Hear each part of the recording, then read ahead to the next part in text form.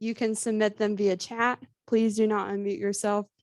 And if you're here in person, we have strips of paper and pencils where you can write a question and pass them on to our executive board members here at the front. That way we can make sure we don't have duplicates with the list we already have prepared. Okay, anybody have questions about that? Okay, so we'll have a discussion. These are two separate proposals. One is for rec sports and one is for athletics. So we'll have two separate sort of discussion periods. Just that way we can keep the information straight.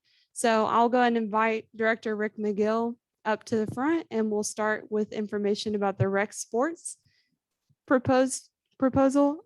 He has a presentation, and then we'll go into questions.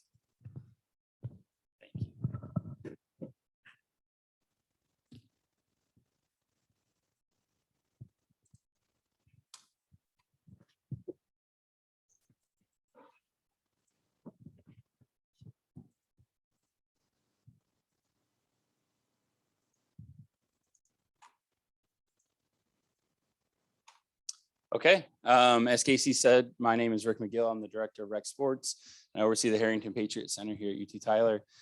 I apologize. I know some of you have seen this presentation maybe a couple times, so I'll try to be as exciting as possible. Just a little bit about what we do at Rec Sports. The HPC is open 90 hours a week. We have over 150,000 visits per year. 100,000 of those are student visits. The other ones come from community members, alumni, faculty, staff.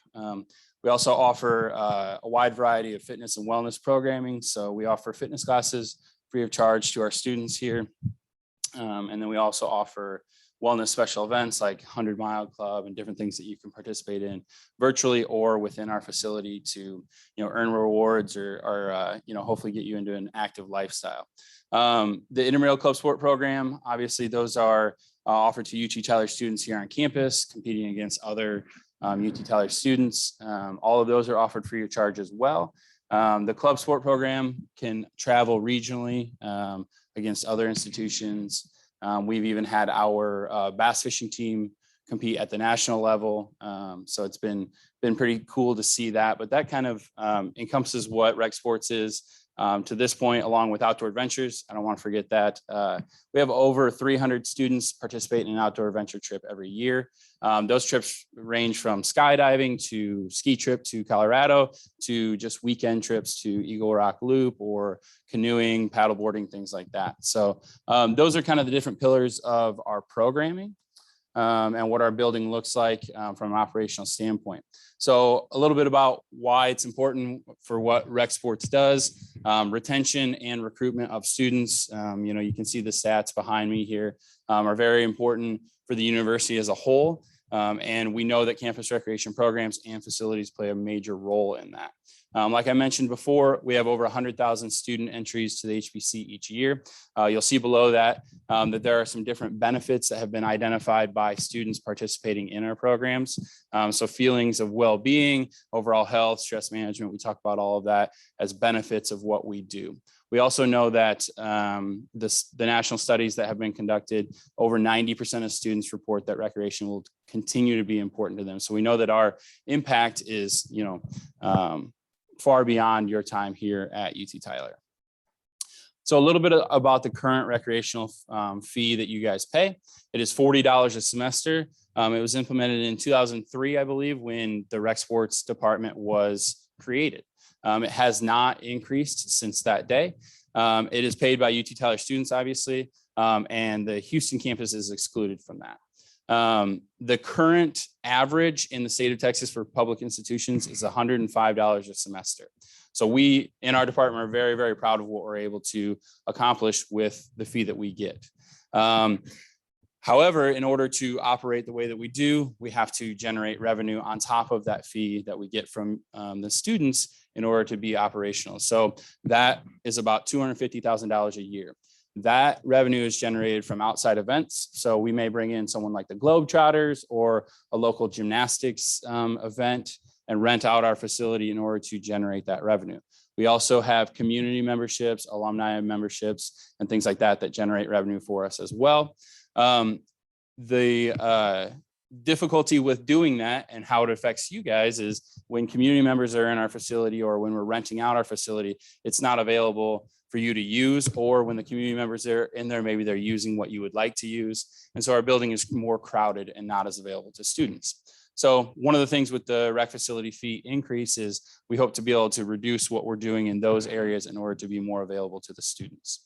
One thing I did want to note is in anticipation of a possible rec facility fee increase, we did increase all of our membership prices in the facility non-students. So community, faculty, staff, alumni, all of that was increased. And our thought behind that was if this facility fee increase is approved, we still want the students to have the lowest membership rate because we are here for you. So what would we do, or excuse me, what do the students want us to change about what we do? Each year we do a comprehensive survey that asks a wide variety of questions about satisfaction, what you would want us to change, what do you want to see in the building, all those type of questions. And these are some of the things that we hear on a consistent basis. So updated equipment is by far and away our number one. If you've been in our facility, you know that some of our machine weights are 15 years old. The average lifespan in a fitness facility ranges from 3 to 5 years on most pieces of equipment. Extended hours of operation, that costs staffing dollars for us. So all of these things that you're seeing below us are things that we want to address with a facility fee increase. And it's things that we know that students want.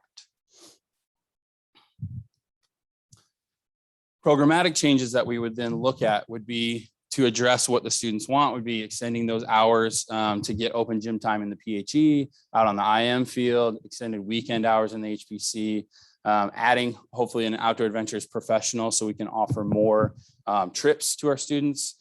We know that our trips are in high demand. We actually opened up our ski trip registration last week and we filled it and actually have about 35 students on the wait list that we're not able to take because we don't have another professional to help us with that.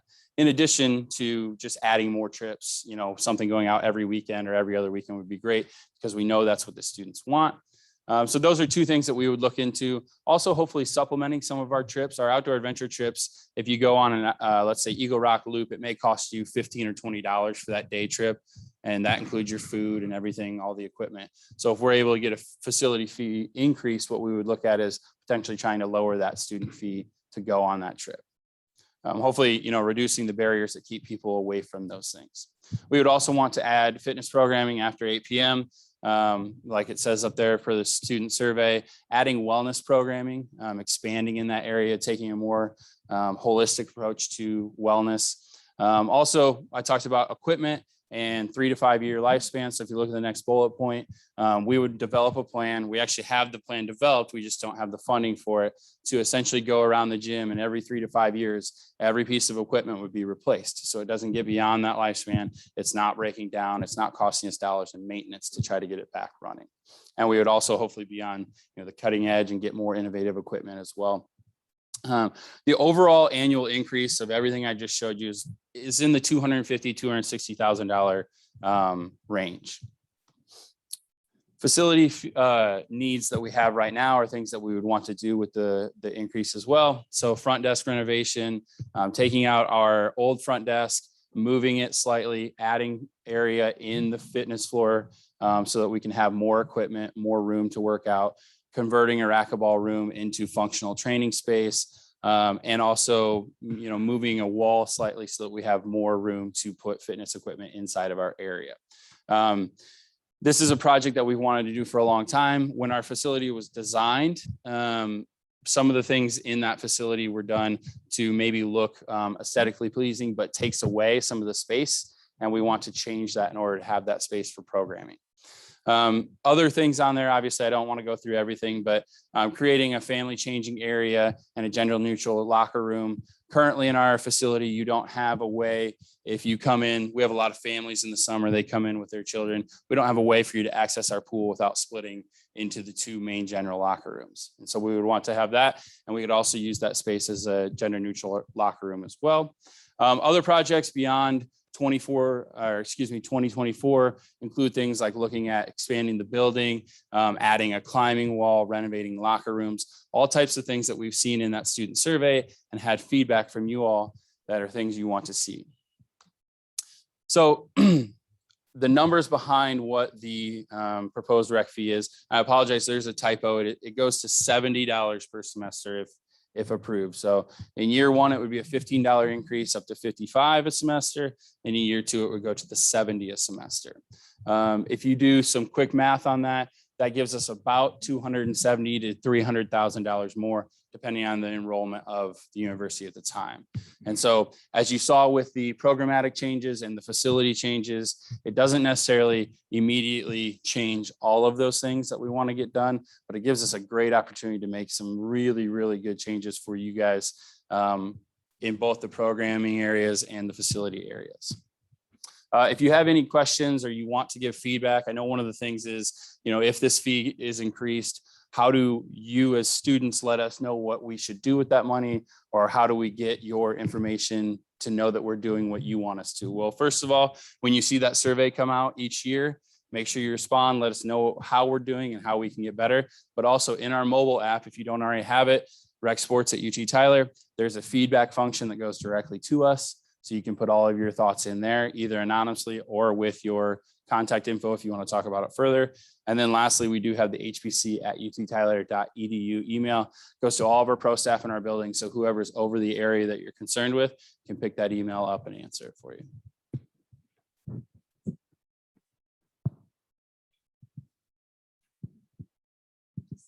Yeah, are there any questions on there? You want me to go through this? Yeah, absolutely.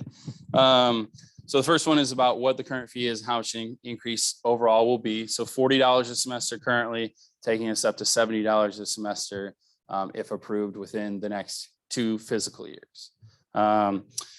Rec sports fee compared to other universities in Texas, I answered that already as well, but the average is $105 a semester. And so if this is approved, getting us to 70 is a great step in the right direction, but obviously we would still have one of the best values in the state, in my opinion.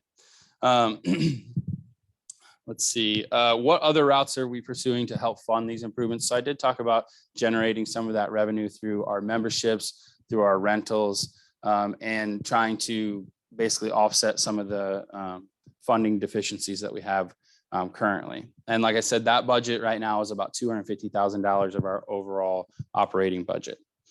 Who currently pays the fee? That's the UT Tyler students, like I mentioned. And one of the proposals is to add a position to Rec Sports. And what would that position do?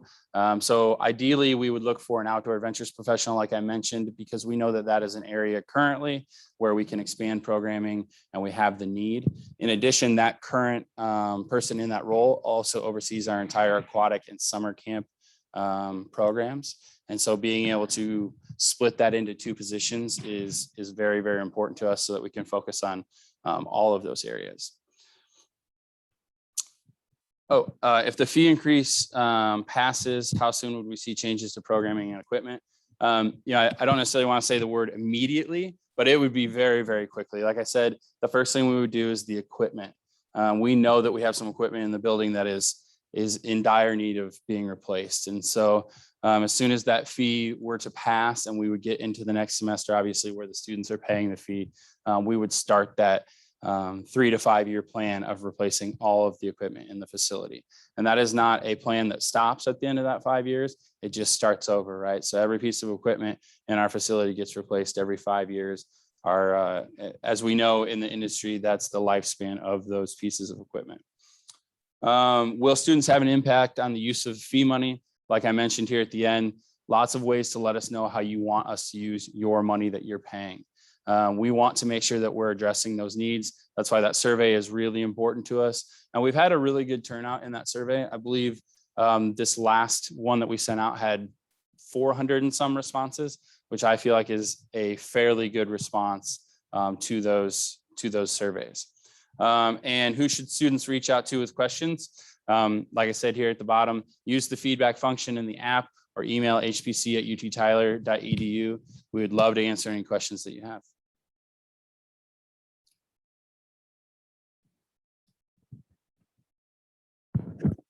Thank you, Director McGill.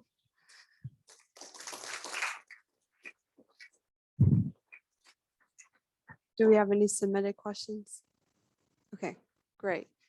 So we will go ahead and move on.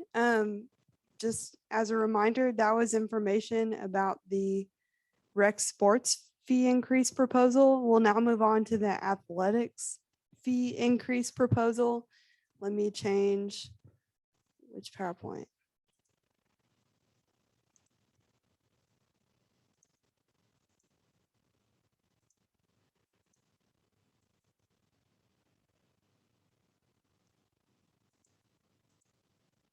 Okay, and I will pass it off to Dr. Patterson. Thank you. Like Rick, I think you've seen a lot of these slides, so I've changed their position. So it'll maybe fool you a little bit and you'll maybe get some new information on this, possibly not. The proposal in front of our student body the week of November 4th is to increase our athletic fee from its current number of $16 per semester credit hour. You see that was upped in 2019 and it's been that way for the last 2 years. It would move it up to $18 per semester credit hour. There's a minimum and a maximum. And the maximum at 18 is 270, and then moving that starts in the spring of 22. And then it would add another $2 in the fall of 22. So all of that would transpire over the next calendar year, increasing our maximum up to $300. That sounds like a lot of money, but when you look at what's going on around the state, you can see that we're next to last as far as the schools in our conference go, and even as far as most of the schools in the UT system go with much larger enrollment. Currently sitting at $16 per semester credit hour, we're just ahead of Midwestern. I don't know how Midwestern funds that with fewer students and a football team. Oh, actually, I do know how they do it. Not that much money comes from the fees and more money comes from the school. But as you go up the food chain here, all the way up to Texas Women's, you can see that the athletic fee is funding a lot of, if not most of their athletic program. Any questions on this slide? Okay. So what's created the biggest challenge for us in moving into Division II has been an expansion of the conference since we established our NCAA Division II provisional membership transition budget. The conference expanded by approximately 8 schools, and you can see the distances here. We are the largest conference geographically in the nation. It is actually closer to go from Western Colorado, which is the Mustangs on the far left of your screen, to San Diego than it is to go from Tyler to the Mustangs. Difference of about 30 miles, but I'd rather be in San Diego than Western Colorado any day of the week. So by increasing the number of schools in our conference, it's increased our travel, it's increased our lodging, it's increased our foods, it's increased all of our expenses, which we didn't anticipate at the time. So here are the financial challenges. And again, I've already touched on some of these. Increased team travel costs. COVID has played a big role in our travel costs because we are now sleeping 2 to a room instead of 4. 4 may sound crazy, but the budget that we had for Division III, we were mostly 4 to a room. But now because of COVID, we have to go 2 to a room. We have more officials, and the officials are charging more money now than they have in the past. Our facility upgrades, we haven't really been able to do very much in the way of upgrading our facilities over the last 4 or 5 years. We've increased locker room space, but a lot of sports, such as tennis, they don't even have their own locker room. Track and field, cross country, golf, those sports don't have a locker room to go to. With Division II, you have nearly year-round play, not as much in the summer, obviously, because a lot of students aren't on campus, but we have longer seasons in the fall for spring sports and longer seasons in the spring for fall sports.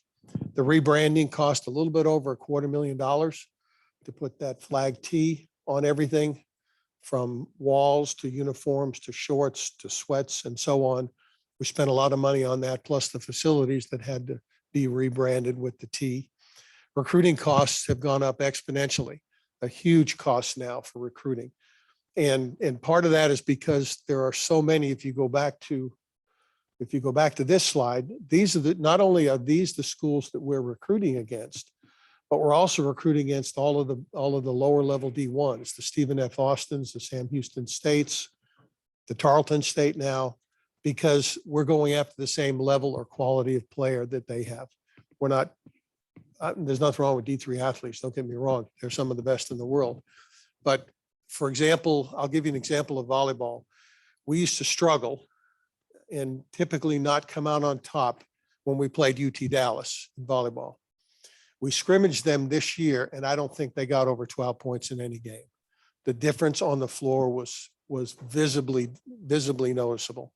So we are getting a higher quality student athlete now, and it's just so much different than the Division III student athlete we've had in the past. Medical costs, insurance. We don't have a track. We have a track program. We have a great coach, but we don't have a track. That's coming. The president and I are working on that. We actually picked out a location. They've hired an architecture firm to design the facility, which I believe is also going to house cross country and track and field, and soccer is going to move across the street to that new facility as well. So those are all expenses that we're having to face. NCAA mandated staffing levels. There are certain positions that the NCAA requires us to have that we've not had in the past because of NCAA Division III rules versus II rules. Coaching staff and salaries. More coaches in Division II. Some schools have dedicated recruiting coaches, and that's all those coaches do. They're on the road all the time looking at student athletes or prospective student athletes. The average salaries have gone up quite a bit in Division II compared to where they were in Division III. So those are factors for us, and new facilities, which we don't have any other than the track and soccer in line right now. We have received a gift of a 3-year pledge of $100,000 a year for a golf practice facility. And eventually those hundreds will keep on coming, and it'll turn into a driving range practice facility for men's and women's golf. Additional funding ideas. We need someone to raise money. We need a fundraiser out there. Quite a few of the colleges on campus have a full-time fundraiser. The university is in the process of hiring a vice president for development or university advancement. Once that person is hired, he or she will, among other positions, hire a full-time athletics fundraiser, which is huge for us if we're going to develop facilities in the future. It's not going to help a whole lot for operational costs, but it will help a lot with facilities and renovation of facilities. This is a variety list of ways that we bring in income, but none of these are huge amounts of money. If you look at, for example, beer sales at UT Austin, the first year they sold beer, they netted $6 million. That's a lot of alcoholics drinking beer at a football game. But that's the way it is. Once beer sales opened up on college campuses at sporting events, their revenues just took off. And that's a good thing for them, but we don't do that here, at least not yet. Other areas that we get money from, guarantees, which is minimal, a couple of $1,000, typically enough to just cover our costs to go there, get beat and come back. Like most schools, all D1s play guarantee games. They give people $250,000 to come in and get beat. Sometimes they get beat in reverse. That happens every year, but we don't get those big contracts. Camps, royalties from gear, again, minimal. Not a lot of income there whatsoever. So here's an example, or actually these are facts of what we spent in Division III in 2018 for a total of about $2.6 million. And what we'll spend this year at about $4.7 million. It's doubled because of the Division III costs and requirements. I'll leave that up there for a second to soak in.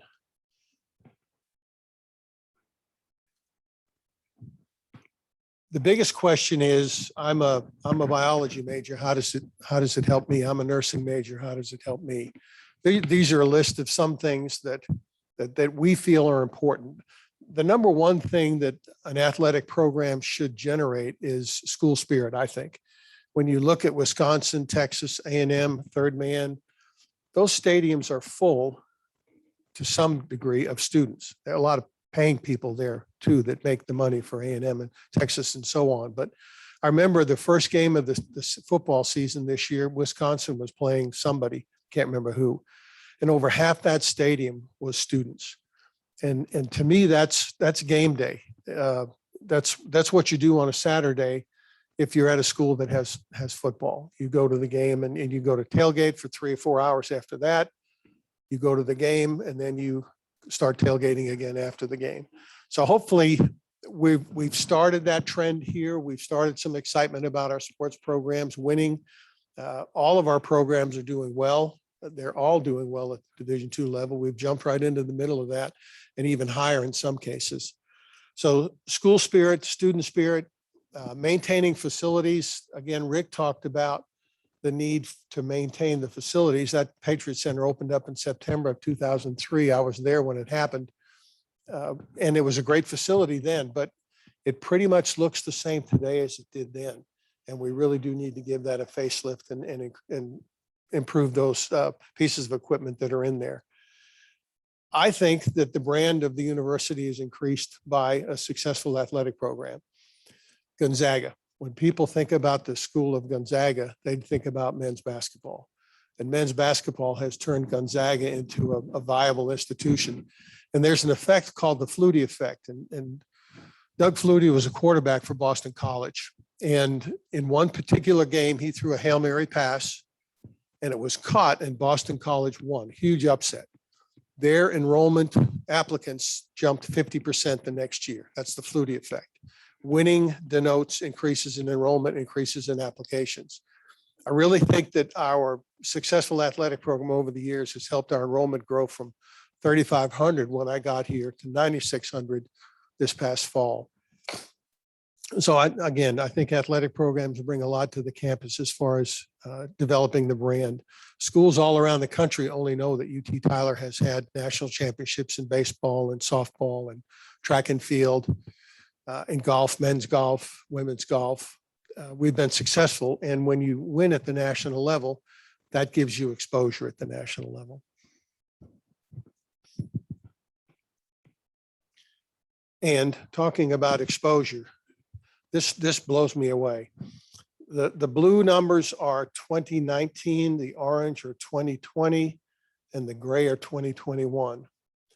This is, if you look at March of 2021, just March, almost 1 million hits on Twitter for Patriot Athletics. The university is way, way below that. So the biggest Twitter attraction anyway, or social media, and this is Twitter. I don't know what it is for Instagram because I haven't been able to figure out my password. We're out there. We're out there in the whatever this is called, cyberspace or whatever. So our brand of Patriot Athletics has made a huge impact over the years. And we don't have the stats going forward. At least I don't have the stats going forward, but it just shows you what a successful athletic program can generate. Here's the revenue expense trends over the years. COVID is right there in the middle in 2020. So you can see the dip in athletic fee. The expenses took a little dip that year because we didn't play full seasons. Spring seasons got cut short in March. Tennis had to go home. Everybody had to get on their buses or in their vans and go home that day that COVID hit. But you can see since then, as we've continued to transition into Division II, our expenses have continued to increase at a much faster rate than our income has. So going back to these questions, which I think I've answered all of them. What's the current fee? 16. What are we proposing? 18 and 20. How does our athletic fee compare to the others? We're second lowest in the state. What will the fee be used toward? All kinds of things to help the athletic program and its facilities grow and the reputation of the university grow. What other routes are you pursuing to help with this development? Fund and improve developments. The two things are hiring a fundraiser through the university advancement position.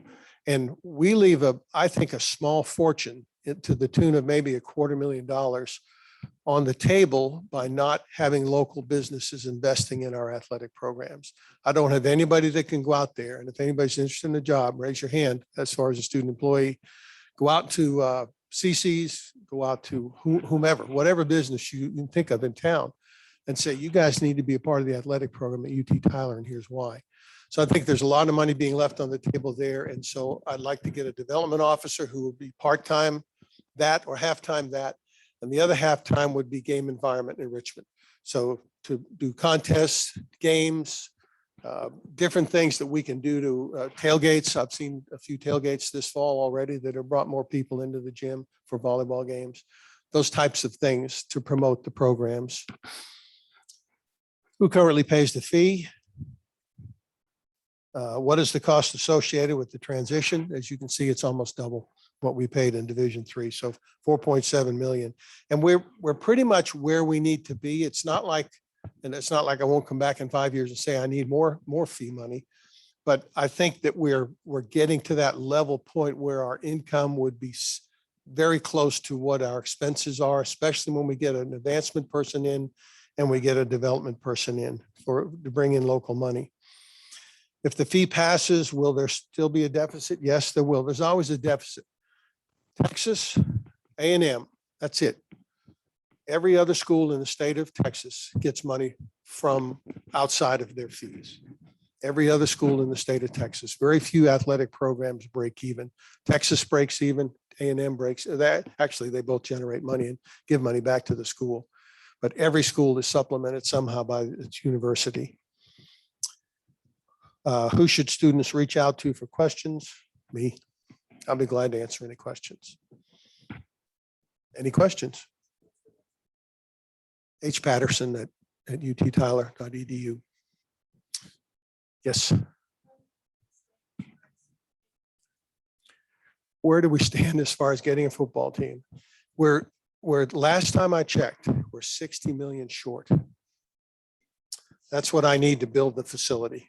Right now, we have no locker rooms, we have no fields, we have no stadium. We need 60 million to get that program going. And then we've got to come back and hit you guys up for another fee to pay for coaches, travel, uniforms, et cetera. Football is very, very expensive. Yeah. Yes.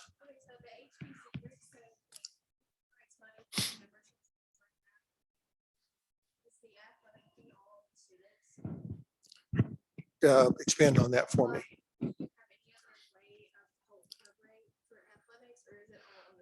No, the athletic department generates minimal revenue, not enough to buy a car. And the average car now is 48,000. But so that right now the university supplements us. What we don't raise, and I believe, and this figure may not be exact, I believe we bring in about 2.3 million in athletic fee money, and the university pays the rest. And it's a lot. And that the deal was when we went D2 and Dr. Tidwell was the driving force behind going Division II. I like Division III because it's a student athlete. It's a pure model. They come here to play sports and they're on, typically most of them are on athletic dollars. But when we went Division II, it was clear up front that we don't have the funds to play at the same level in Division II that we played at Division III. We couldn't afford the staffing, the travel, et cetera. So the deal was that whatever the fee projection was, and this year it's about 2.3 million, that money goes first to the funding athletics. And then whatever the deficit is made up by the university. No, it's taken out of designated tuition, I believe. Yeah. Yes, sir.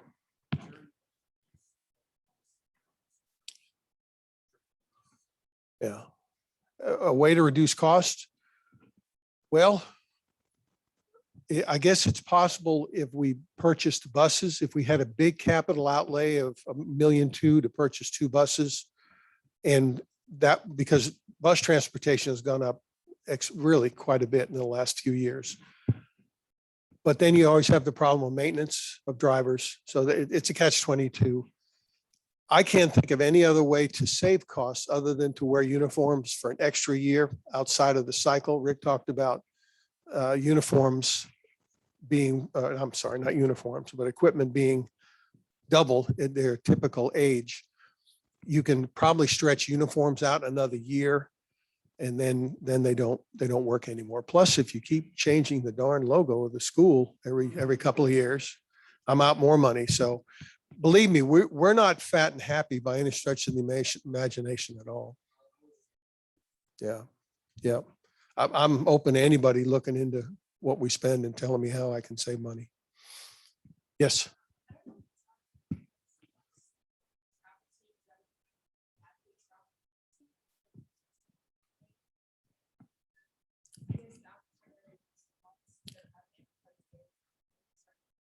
Right. You do roster trimming. And in our conference, we do have a maximum number that can dress out for a game. That's typically all we take. They don't always play, but part of that's an experience to get some experience. Yes, sir.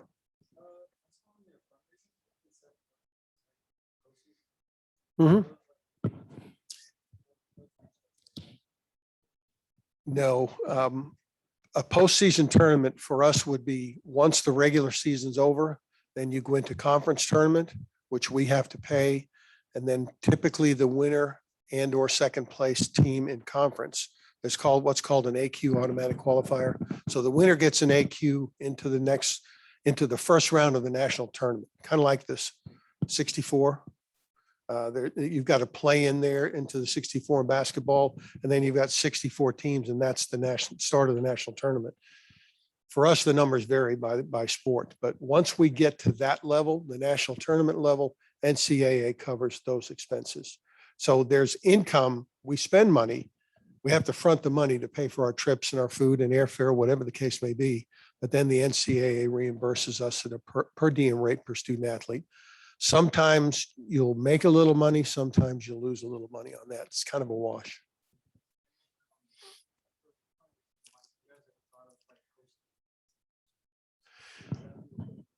Yep. It's a great idea. Unfortunately, the NCAA has rules about that. And I wish we could, but it's great to bring student athletes, prospective student athletes onto campus for basketball, whatever the event may be.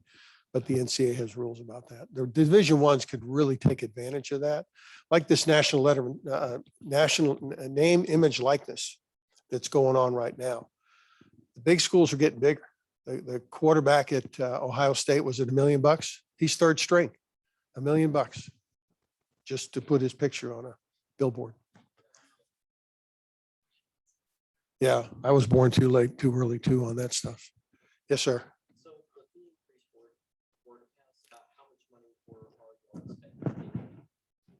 Net, I don't know. Gross be about 800,000. It's about 200,000 per dollar. So $2 in the spring, $2 in the fall would net us 400,000 in the spring, and then 400 plus 400 in the fall. So but we don't get all of that. There are holdbacks. For example, some faculty and staff get free tuition and fees here. Those fees are calculated in the gross, but then they take them away from us in the net. So 700 maybe. Yeah. Yep. Yes.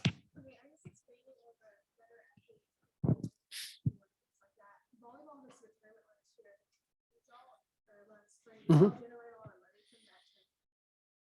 You know, that's a good question. I don't think we generated a lot because we didn't we go no, we went up to 4 teams at a time. So the athletes themselves don't pay to come in and watch the other athletes pay. If I had to guess, I'd say maybe $1,000 net. Yeah. Yeah, I would guess that. Any other questions? I appreciate your time. Yes, sir.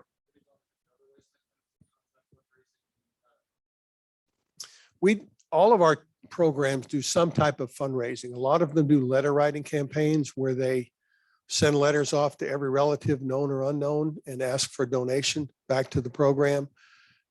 We do have donors. We had a donor give us $250,000 as an endowment to help with ballpark maintenance. So that generates, I think, about $12,000 a year that I'm going to let accumulate, because every now and then our grounds guy says I need a new tractor, and that's $37,000. So we have an endowment we have 3 endowments, one for golf, and there's another one for golf that's a business. They give a scholarship to a business student that's not an athlete. And then we have another one. There's a baseball donor that gives us about $10,000 a year to help with the baseball program. So there's just no big money. There is big money, but it takes someone to cultivate that money. It takes relationships. You can't just walk up to John Soules, who gave double figures millions for this building. The number's not public, but it was a lot of millions. You can't just walk up and say, hey, I'm the athletic director. I'd love to build a track facility. Can you give me 10 million for that? Now tell me who you are, Gabe. Doesn't work that way, as I'm sure you know. So it's all about relationships, and we've developed great relationships. I've been here 20 years, since day one. So I have great relationships out in the community, but I need someone that can tag onto those people and be in touch with them on a weekly basis or a monthly basis, so that we can go and say, hey, can you help us with this project? We have a few people in mind for the track soccer complex, 2 people in mind, actually. One of which you would know, the other one you wouldn't. Yes. We get some, but the problem is our alumni are young. Most of them now have children. Well, not all of them, but a bunch of them have children, and it's kind of hard to give back any substantive amount of money to an athletic program, even if you loved it, if you have kids, because your money's going toward your kids and their education. So we cultivate alumni. We stay in touch with our alumni. All of our coaches write monthly or every other month newsletters to our alumni to try and keep those relationships going. But there's just not a lot of money out there in alumni right now. There will be someday, and that's why you stay in touch with them. Yep. I had a question, and I might need you to walk me through it, but you mentioned that some teams would go and play other teams and make it like, what, $250,000? It's football. Yeah, Yeah. football, right? Yeah. Okay. Do they do that for any other sports at all? They do. And we do it almost every year in men's and women's basketball. Okay, and that doesn't generate a whole lot? It generates a little bit more than what it costs to go there.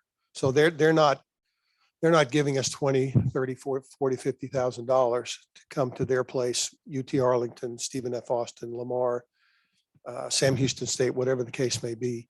In basketball, men's, women's basketball do that. I don't think we get any guarantees in baseball or softball.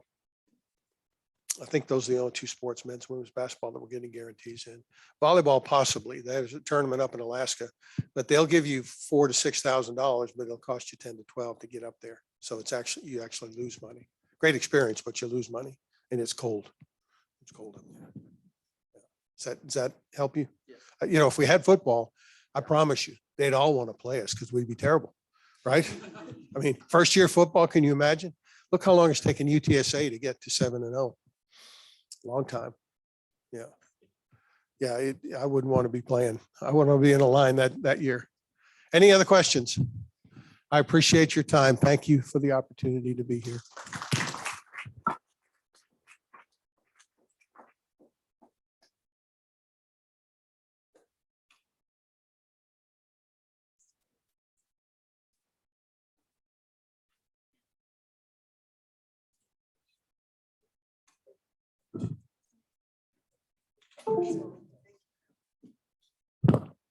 Okay, thank you guys for being here. Are